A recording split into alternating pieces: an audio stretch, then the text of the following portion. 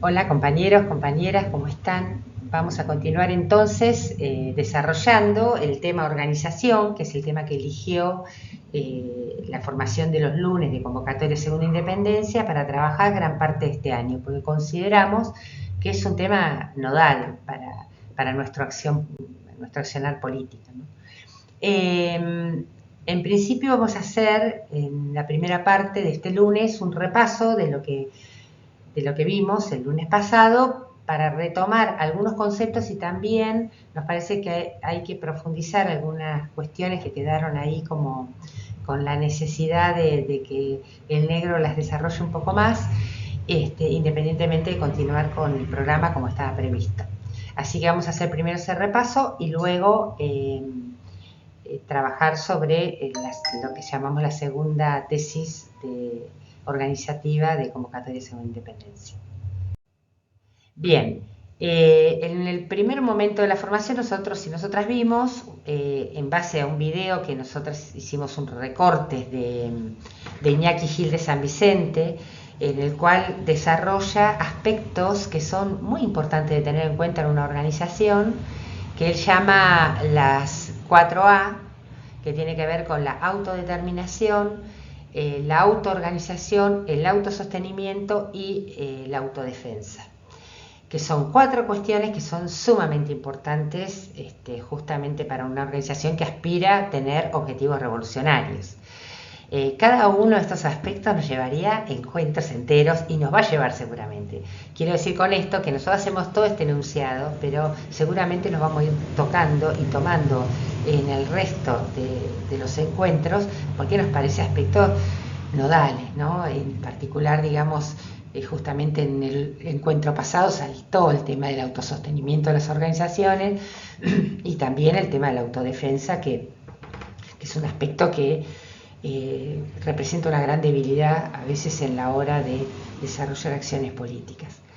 La otra cuestión que tomamos en ese video, como está el video, no vamos a explicar justamente cada concepto, fue justamente cómo es este juego de poder, que en el siglo XXI cobra especial relevancia porque es cuando se empiezan a desarrollar teorías que hablan de poder alternativo, de la no necesidad de tomar el poder del Estado. Bueno, que eso también nos va a llevar a discutir, en algún momento discutir bien esas posiciones, y que Iñaki las deja claras, como que hay distintas instancias que cuando los pueblos se organizan, si se quiere realmente, digamos, un cambio radical de sistema, y que tiene que ver, en primer lugar, de una cuestión más, si se quiere, incipiente, que es el contrapoder, el tratar de generar herramientas organizativas que detengan avances que sean regresivos para el pueblo o que se logren victorias que vayan en contra de los intereses de la clase dominante, ¿no? Y esto él lo llama contrapoder. La unión de varios contrapoderes permite pensar en un poder paralelo, pero justamente él lo que plantea que ese poder paralelo tiene limitaciones si no se trabaja hacia la adquisición total del poder del Estado por parte de los intereses de los trabajadores y las trabajadoras, ¿no? Y esto es como muy importante discutirlo en este tiempo porque justamente ha habido teorías, sobre todo después de la caída del muro y todo lo que vino después, la cual hablan de bueno, la necesidad de poderes paralelos, pero que no, y no tocar el poder que está detrás del Estado, ¿no? Entonces también lo volveremos a tomar, pero los que quieran repasar los conceptos, está el video para que puedan hacerlo en la página de formación como siempre. La otra cuestión, como continuamos el lunes pasado, fue justamente el comenzar a compartir con compañeros y compañeras de nuestra organización, pero también de otras organizaciones que están participando en la formación, lo que para convocatoria segunda independencia se llama tesis organizativas, ¿no? Que en realidad son lineamientos que el negro explicó muy bien el lunes pasado, que tenía que ver con con un proceso que se vive en Argentina desde la derrota, en la necesidad y en los intentos de construir herramientas que permitan justamente la construcción de organizaciones revolucionarias y en última instancia un frente de liberación nacional, ¿no? Y estas tesis tratan un problema que se genera a partir de esta derrota y a partir de la fragmentación y de las distintas experiencias, o sea, de los sobrevivientes de la dictadura militar, que claro, vienen de experiencias distintas, de trayectorias distintas, atravesado también con el mundo actual, ¿no? Con las nuevas generaciones que fueron realmente formadas en una realidad muy adversa a un pensamiento revolucionario. Entonces, todo este combo lo que genera es la dificultad de construir colectivos. Y cuando los compañeros y compañeras crean las tesis organizativas, lo deja claro, no es una cuestión que se sientan 4 intelectuales a ver qué, no, lo que es tomar un problema que estaba haciendo y sigue siendo muy difícil para la construcción de organizaciones, que hace a cómo se encuentran ámbitos seguros y que den garantía a quienes forman parte, para poder dirimir las diferencias, aportar y ver esas distintas trayectorias y experiencias políticas, para poder hacer una síntesis de todo esto, ¿no? Y que no se rompan, porque justamente de esto se trataba el documento, que venimos de 50 años en Argentina, en el cual muchas organizaciones se rompen de un día para otro o crecen exponencialmente y de golpe desaparecen. Bueno, todo esto que está pasando, esos lineamientos permiten dar una herramienta para poder justamente generar ámbitos que se pueda dar esta discusión democrática, esta construcción, y a la vez que garantice un camino hacia el horizonte estratégico de organizaciones revolucionarias, ¿no? Entonces ahí justamente se trabajó la primer tesis, que es nada más y nada menos que a cada nivel de acuerdo político le corresponde una propuesta organizativa de funcionamiento.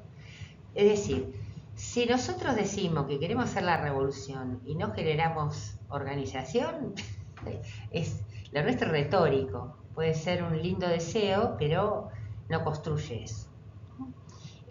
Si además planteamos objetivos, no importa si son de corto alcance o de largo o estratégico alcance, lo cierto es que para eso uno tiene que tener un plan, digamos, ¿no? Y una forma de organizarse y un funcionamiento para lograr ese objetivo.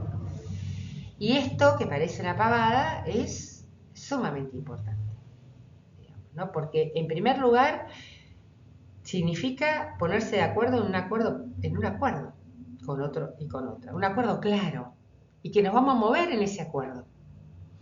Y por otro lado es que ese acuerdo se refleje luego en acciones que demuestren que ese acuerdo existe, ¿no? Ni más ni menos que eso, que es lo que el negro Soares fue desarrollando el lunes pasado, ¿no? Ahora bien, de esa charla también nos quedaron cosas ahí que queremos volver un poquito, que la primera parte de la formación de este lunes lo vamos a trabajar, y del mismo modo que si compañeros o compañeras quedan con dudas, está bueno traerlo para poder seguir profundizando esta primer tesis, que la verdad es fundamental, ¿no? Es fundamental para cualquier construcción política.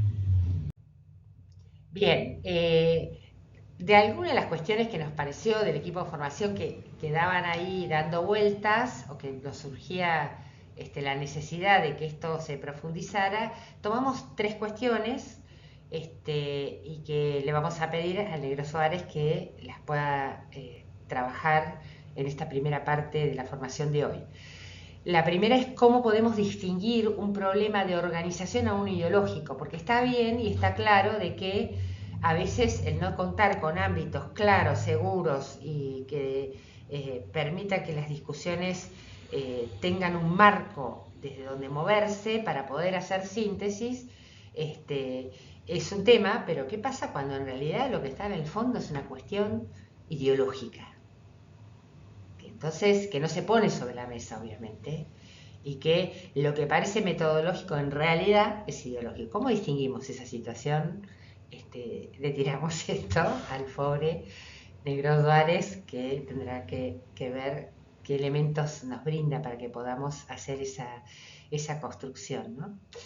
La segunda cuestión es, ¿cuál es el límite que existe para la construcción de frentes de masas con otras organizaciones en una cuestión táctica, pero que hay diferencias estratégicas en el fondo, ¿no?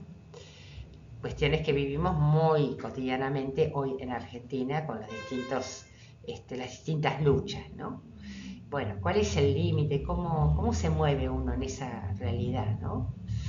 Y la tercera es si podría desarrollar qué es una estructura de cuadros y qué es una estructura de masas, cómo es la relación entre ambos ámbitos, que tiene que ver también con la segunda tesis que vamos a desarrollar. Así que, nada, nos parece que con estas tres preguntas, por lo menos el equipo las lanza, independientemente de las que puedan llegar a ser los compañeros y compañeras en el encuentro. Vamos a agregar además 3 videitos de líderes latinoamericanos que tienen sus propias experiencias revolucionarias y que nos parece que aportan sobre todo a la discusión de lo que es un cuadro político y de lo que significa la construcción de los cuadros políticos y las frentes de masa también, ¿no? Así que bueno, vamos a traer por eso a Fidel, a Chávez y a Díaz Canel, que está pasando hoy un desafío tan tremendo en Cuba como lo que sucede, ¿no?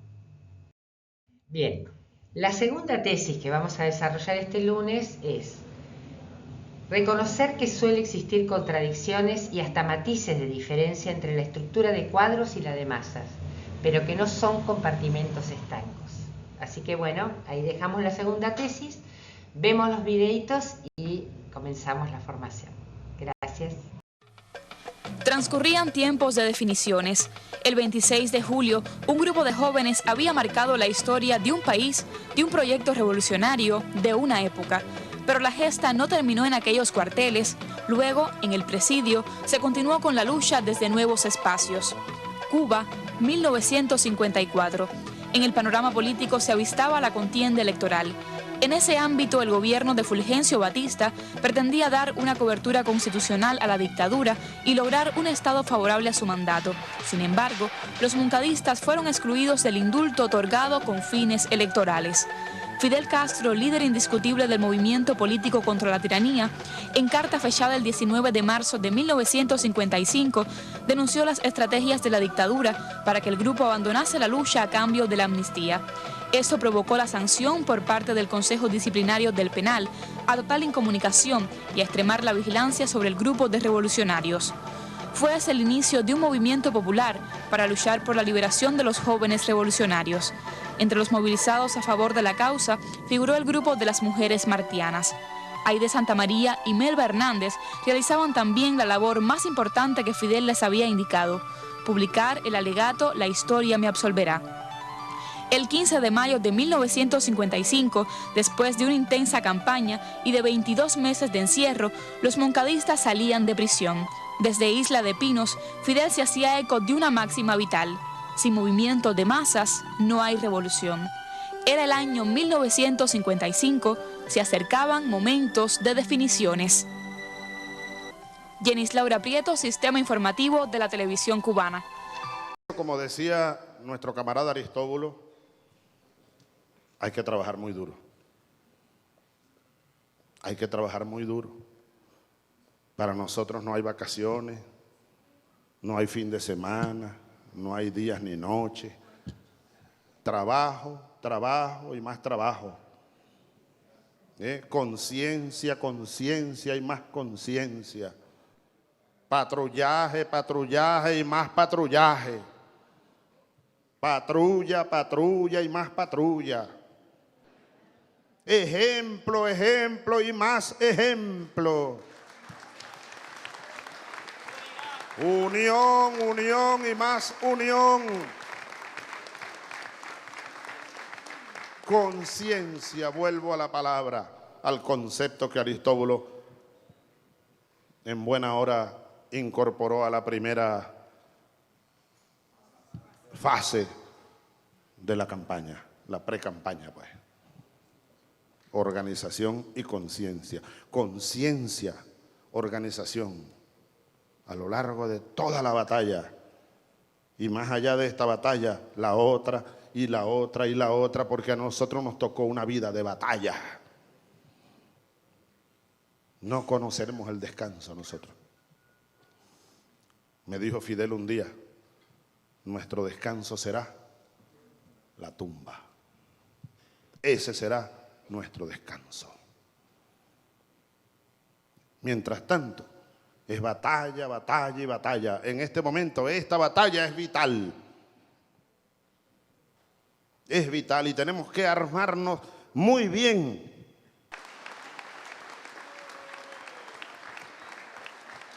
Y de nosotros depende en mucho lo que va a ocurrir. En mucho nuestra conciencia de cada una, de cada uno, nuestra capacidad, nuestro liderazgo, capacidad organizativa, capacidad para unir, capacidad para prever, para ver y para prever, para conducir la batalla, orientar, solucionar problemas, reflexionando, llamando la atención cuando tenga que hacerlo, tratando siempre de dar el ejemplo, el mejor ejemplo que pueda dar, dando algunos lineamientos, algunas ideas que uno va, bueno, tomando de la misma praxis de todos los días, del acontecer diario, que es importante que ustedes conozcan. Los vicepresidentes de gobierno, es necesario que el partido esté informado y que el partido participe en los debates con el gobierno, tanto local como estatal, nacional. Y para ello hay que informar.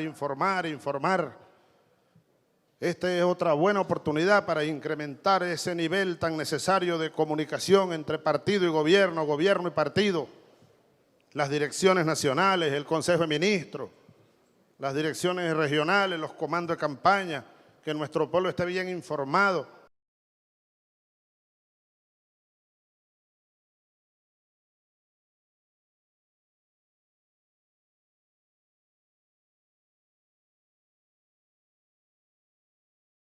Pero para mí está claro, primero, profunda preparación ideológica, revolucionaria, ética y profesional. Eso es lo primero que tiene que tener un cuadro de la revolución. Por eso yo siempre digo que para mí todos los cuadros en las condiciones de la revolución son cuadros políticos. Y los cuadros de gobierno tienen que sentirse cuadros políticos, son cuadros de la revolución. No pueden nada más que tener un enfoque económico de los problemas. Tienen que, ante todo, tener un enfoque ideológico, un enfoque político y un enfoque social de los problemas. Y yo diría más un enfoque medioambiental también, porque aquí estamos hablando de desarrollo sostenible. Y está en la visión de la nación. Los cuadros tienen que tener una capacidad para dirigir, no esperando indicaciones. Los cuadros tienen que pensar, tienen que ser capaces de analizar contextos. Tienen que ser capaces para cuando están ante problemas complejos, plantear alternativas. Si en la estructura en que están, lo que ellos están pensando, lo que están proponiendo, no lleva a su nivel de aprobación, tienen que tener la capacidad para que con ese pensamiento a las instituciones superiores a ellos le propongan cosas. Pero nosotros lo que sí tenemos que desechar o confundir que el cuadro es la persona que está esperando que uno desde otro lugar le diga lo que tiene que hacer. Ese no es ni líder ni es cuadro, es un completarea. Es un completarea, un empleado. Ese sí está como cuadro para como un medio de vida. Vaya, sin ofender, ¿no? Pero ese no está aportando, ese no está dirigiendo, ese está esperando que le digan algo para él hacerlo. Que es muy distinto de cuando una persona se ve ante un problema y por el compromiso que tiene con la revolución trata de buscar cómo romper el problema, cómo actuar, cómo convocar, cómo planificar, cómo dirigir, cómo accionar. Esa capacidad hay que desarrollarla, si no, también haramos en el mar. Una persona que no tiene esas características no dirige, no dirige. Esa es una cualidad que tienen que tener los cuadros. La otra, tienen que tener sensibilidad con los problemas de la gente.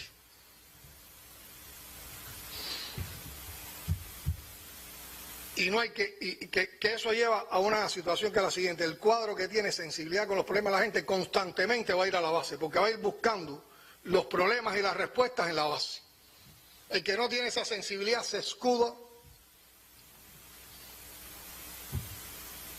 en el escenario donde dirige y le molesta mucho cuando alguien plantea algo que va contrario a lo que él piensa o a lo que él cree que está bien. Y ese va a ser un cuadro que va a frenar los problemas, la solución de los problemas. Y la historia de la revolución es rica en eso. Mientras más discutimos, mientras más debatimos, salen las mejores soluciones. Miren cuántas cosas hoy aquí se han aportado como parte de este debate. Como parte de este debate, cuántas cosas interesantes se han aportado. Los cuadros tienen que tener modestia y tienen que ser humildes. Esa es otra cualidad, porque esa cualidad la aprecia mucho nuestro pueblo. Otra manera de decir esto es de que los cuadros tienen que tener la capacidad para sobreponer el nosotros al yo. Lo importante somos nosotros, no yo solo, nosotros. El cuadro en las condiciones nuestras tiene que tener tenacidad y firmeza. Ante el enemigo hay que plantar. Y con la complejidad del problema que nosotros tenemos que tener tenacidad para que, a pesar de que haya mucha adversidad, uno está constantemente diciendo cómo nos vamos por encima, cómo nos vamos por encima, cómo lo hacemos mejor, cómo superamos esto. Por eso he hablado también, creo que lo dije ayer, ¿no?, que hay que tener capacidad para actuar en condiciones adversas, y como parte de la preparación tenemos que poner a los cuadros también en condiciones donde tengan que desarrollar su trabajo, en condiciones adversas, con tiempo prolongado. Una de las características fundamentales que yo aprecio en un cuadro: disposición para escuchar, para debatir de verdad, porque hay gente que hablan de debate pero quieren que le oigan todo lo que uno dice, y cuando el otro va a hablar, ahí mismo cortaron la comunicación. O si nosotros llamamos a la gente a discutir, a las personas a discutir un tema, un problema, no nos pongamos bravos ni nos molestemos cuando alguien nos da su criterio. Pues ¿para qué tú llamas a la gente a debatir? ¿Para que digan lo que tú quieres que te digan? ¿O tú los estás llamando realmente para enriquecer, para poder hacer consenso, para poder analizar con profundidad una situación? Entonces, para eso hay que tener capacidad, capacidad de escuchar, capacidad para debatir, capacidad y disposición para solicitar consejos sin complejo. Si yo no sé de una cosa, yo le pregunto sin ningún tipo de complejo al que más sabe de eso, porque lo necesito para poder solucionar el problema, para cumplir bien mi función como cuadro. Los cuadros tienen que saber trabajar en colectivo, en equipo, porque aquí nadie tiene la verdad absoluta con la complejidad de los problemas. Tenemos que trabajar entre todos.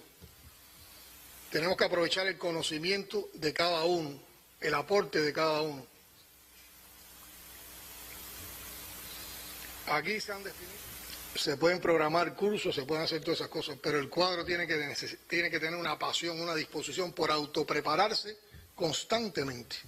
Y hay mucha información que la tiene que gestionar uno mismo para prepararse.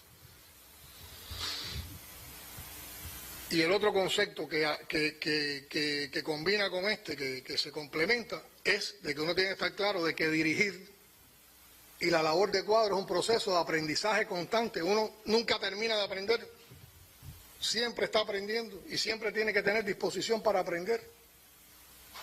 Y el conocimiento que te sirvió en un momento después se vuelve obsoleto en otro momento, o hay que aplicarlo de otra manera, o hay que aplicar otros conocimientos.